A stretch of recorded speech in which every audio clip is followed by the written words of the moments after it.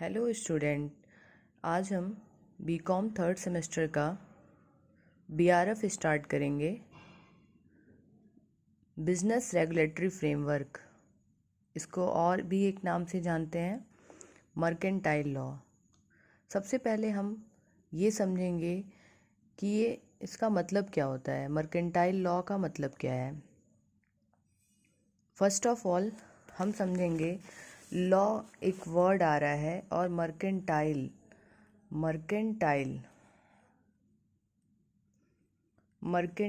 Law. Okay, first of all law से आप सब लोग कहीं ना कहीं जुड़े होंगे। रूल, लॉ मीन्स क्या होता है?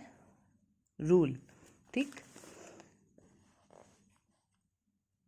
जो इन्फोर्सेबल बाय लॉ, आप कई बार वर्ड सुने होंगे इन्फोर्सेबल।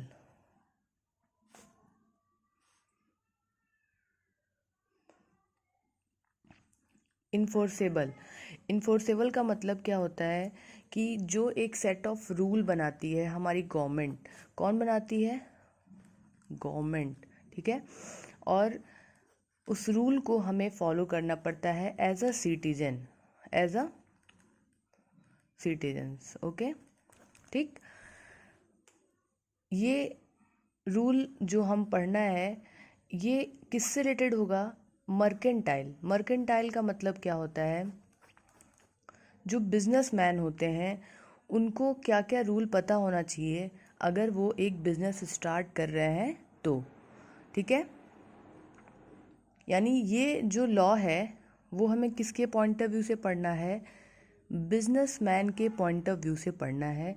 बिजनेस के लिए क्या क्या चीज़ें ज़रूरी हैं, और एज अ नॉर्मल अगर हम समझें इसको तो एज अ नॉर्मल अगर हम एक सोसाइटी में रह रहे हैं तो भी हमें क्या क्या चीज़ें पता होनी चाहिए कि सोसाइटी में क्या चीज़ें फॉलो करनी है, वो भी थोड़ा बहुत हमें जानना चाहिए एज अ सिटीजन, ठीक है। तो जैसे सबसे पहले अगर हम समझें एक एग्जांपल के थ्रू, तो आप समझिए वेयरिंग हेलमेट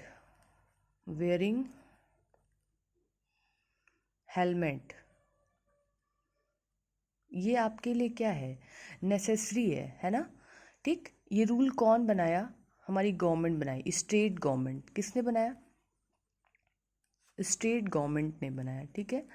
स्टेट गवर्नमेंट ने बनाया है कि आपको गाड़ी चलाते समय आपको हेलमेट वेयर करना है, ठीक।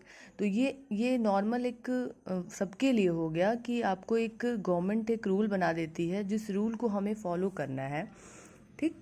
बट मर्केंटाइल लॉ क्या होता है कि अगर आप कोई बिजनेसमैन है, ठीक है, आप कोई बिजनेसमैन है और आप अपना बिजनेस स्टार्ट कर दिए हैं तो आपको जीएसटी के बारे में पता होना चाहिए कि आप किस टाइप्स के गुड्स में डील कर रहे हैं, ठीक है, किस टाइप के गुड्स में डील कर रहे हैं और उसका रेट क्या है, ठीक है। सबके रेट अलग अलग हैं, तो ये सब पता होना चाहिए।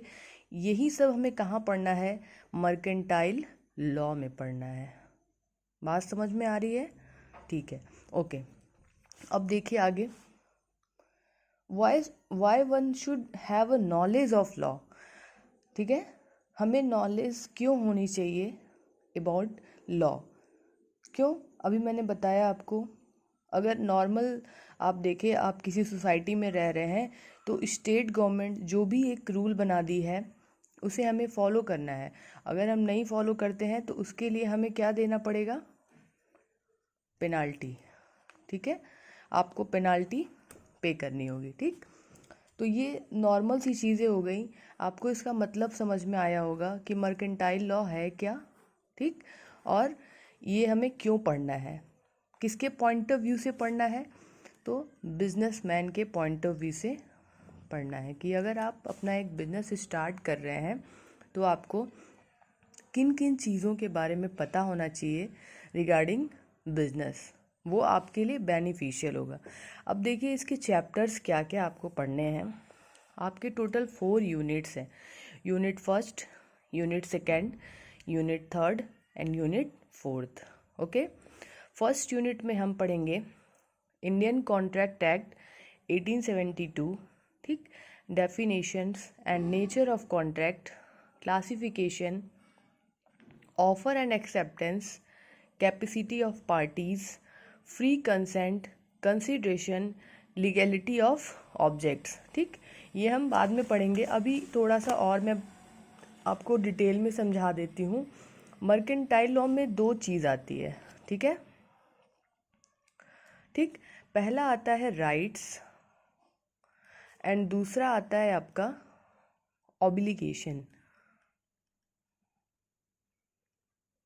ऑब्लिगेशंस, ठीक।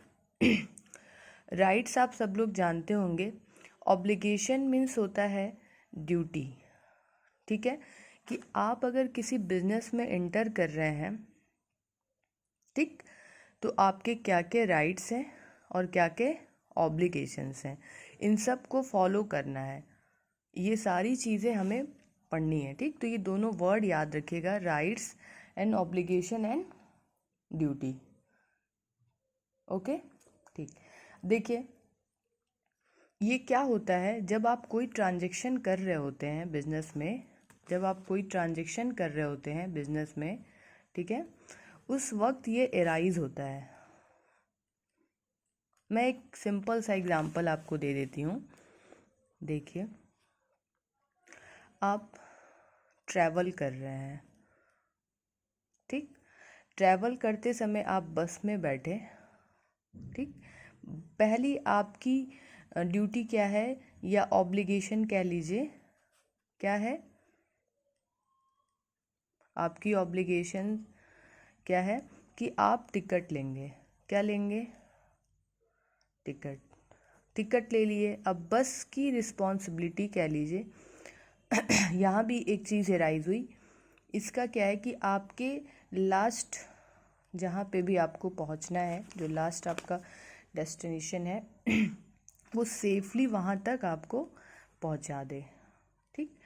तो ये दोनों चीज़ें एराइज होती हैं, दो पार्टीज़ होती हैं, ठीक है, दो पार्टीज़ होती हैं हमेशा किसी भी ट्रांजैक्शन के दौरान, ठीक। बस ये चीज़ हमें पढ़नी है। बात समझ में आई? ओके, आज के लिए इतना ही रखते हैं। नेक्स्ट लेक्चर में हम आगे यूनिट फर्स्ट से स्टार्ट करेंगे about Indian contract act 1872। Okay, thank you class.